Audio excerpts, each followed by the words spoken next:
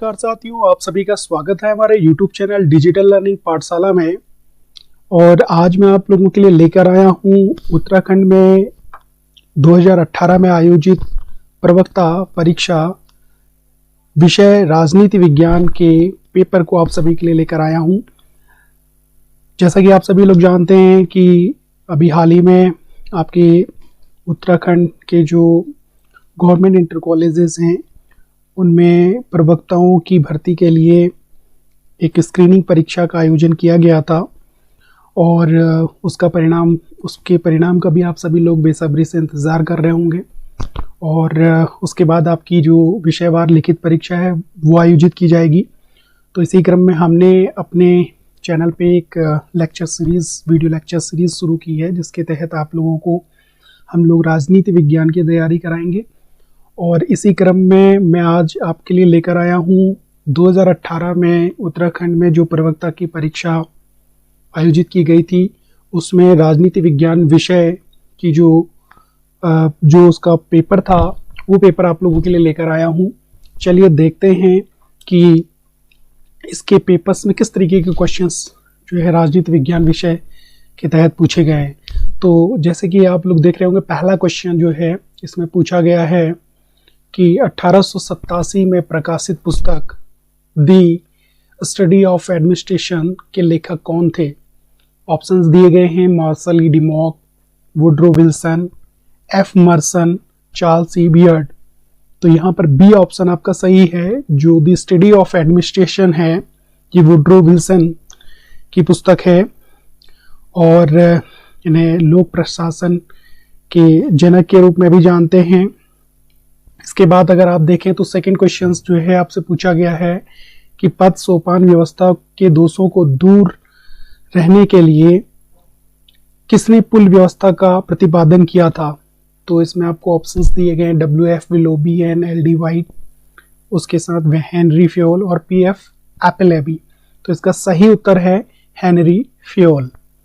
यहाँ पे मैंने हाईलाइट किए हुए हैं जो क्वेश्चंस के जो विकल्प हैं, वो जो विकल्प आपका सही है उसको मैंने हाईलाइट किया हुआ है।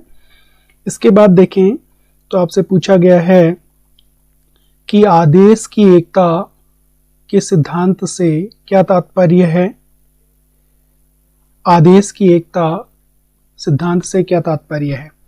तो इसमें ऑप्शन ए में बहुत से अधिकारियों से आदेश ग्रहण करना, अपने से ऊपर केवल एक अधिकारी से आदेश प्राप्त करना।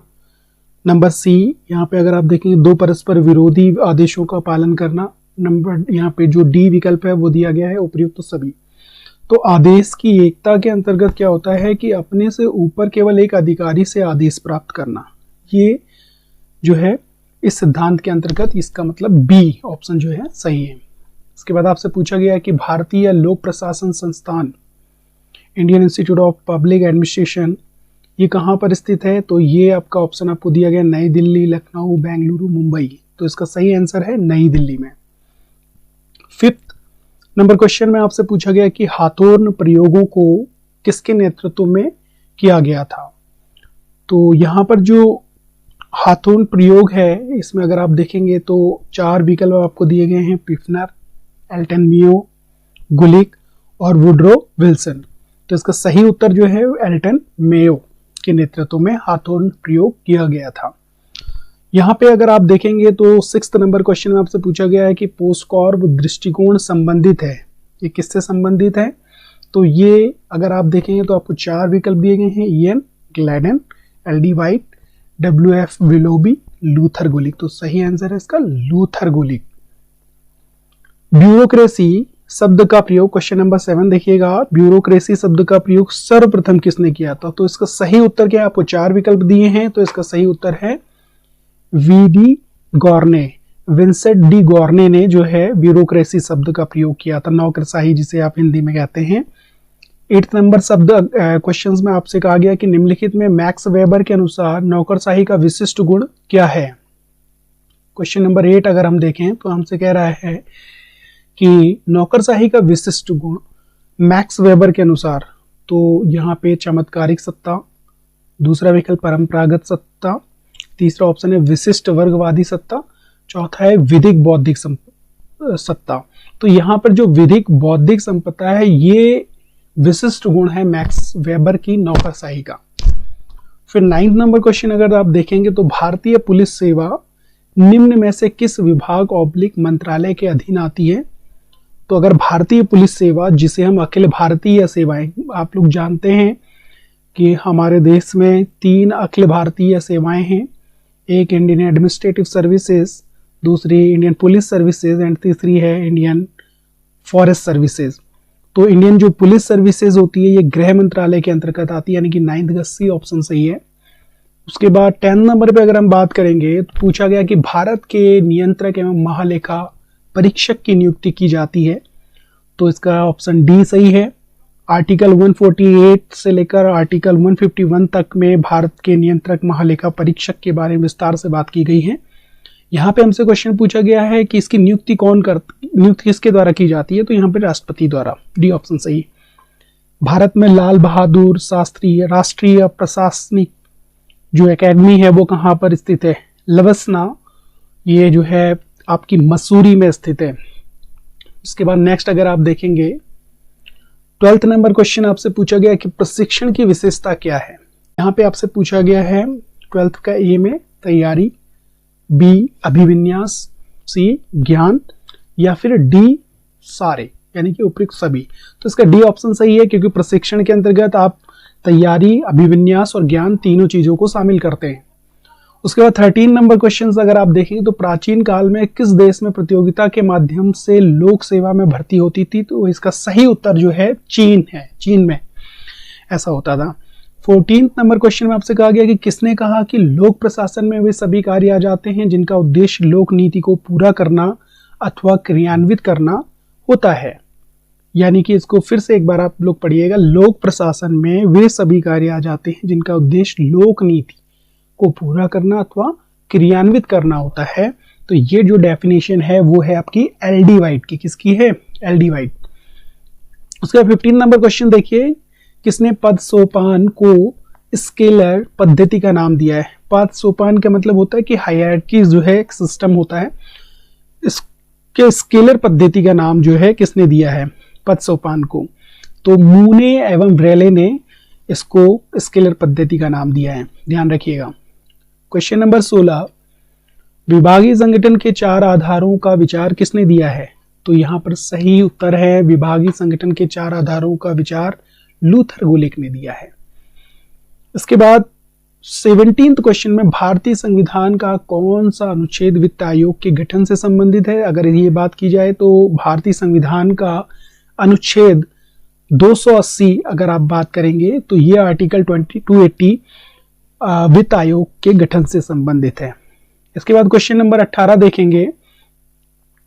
क्वेश्चन नंबर 18 में आपसे पूछा गया है कि एसेटन समिति प्रतिवेदन संबंधित है। एसेटन समिति प्रतिवेदन जो है ये प्रशिक्षण से संबंधित है। उसके बाद आपसे पूछा गया है 19th क्वेश्चन में निम्नलिखित में से कौन लोक प्रशासन का जनक माना जाता है? अभी हमने बात की थी, तो Woodrow Wilson, the father of public administration. If we are talking about the who is the father of public administration, तो वुड्रो विल्सन इसके जो है फादर हैं, यानी कि इनको जनक माना जाता है। उसके बाद 20 नंबर क्वेश्चन में पूछा गया निम्नलिखित में से कौन सुशासन पर लिखी गई पुस्तक री इन्वेंटिंग गवर्नमेंट के लेखक हैं? तो ए ऑप्शन इसका सही है, डेविड ऑसबोर्न एवं टेड गैबलर, 20 का ए।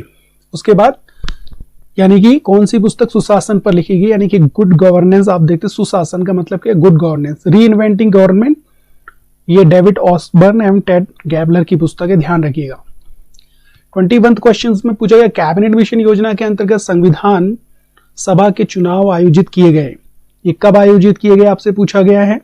तो ये जुलाई 1946 में कैबिनेट मिशन योजना, जिसने संविधान सभा किस तरीके से बनाई जाए, किस तरीके से उसके स्ट्रक्चर को तैयार किया जाए ताकि भारत की संविधान का निर्माण किया जा सके, भारत के संविधान को बनाया जा सके।